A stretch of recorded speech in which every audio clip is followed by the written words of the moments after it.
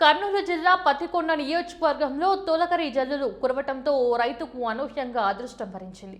తన పొలంలో విలువైన వజ్రం దొరకటంతో ఆ వార్త దావానంలా వ్యాపించింది.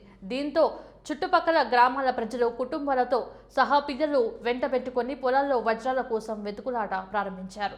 ఇక వివరాల్లోకి వెళ్తే సాధారణంగా తొలకరి వర్షం రైతులకు కాస్త ఉపశమనాన్ని ఇస్తాయి. కానీ ఈ ఏడాది ఆ వాన చినుకులు ఊహించని సంపదను కూడా మోసుకొచ్చి తుగ్గలి మండల కేంద్రం సమీపంలోని తన వ్యవసాయ క్షేత్రంలో ఓ రైతు పొలం పనులు చేసుకుంటుండగా ఈ వజ్రం బయటపడింది.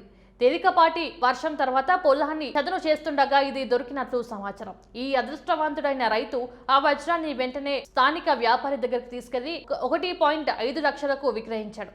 ఆ ప్రాంతంలో ఆ మాత్రం రేటు పలకడం చిన్న విషయమేమీ కాదు. తుగ్గలి మండలంలోని జొన్నగిరి గ్రామం, దాని పరిసర ప్రాంతాలు గతంలోనూ అప్పుడప్పుడు వజ్రాలు దొరకాయని పేరుంది. తాజాగా రైతుకు వజ్రం దొరికిందన్న వార్తతో స్థానికుల్లో మళ్లీ ఆశలు చెగురించాయి. వర్షానికి నేల మెత్తబడటంతో అసాధారణంగా కనిపించే రాళ్లను గుర్తించే అవకాశం మెరుగైందని భావిస్తూ జనం పొలాల్లో ముమ్మరంగా గాలిస్తున్నారు.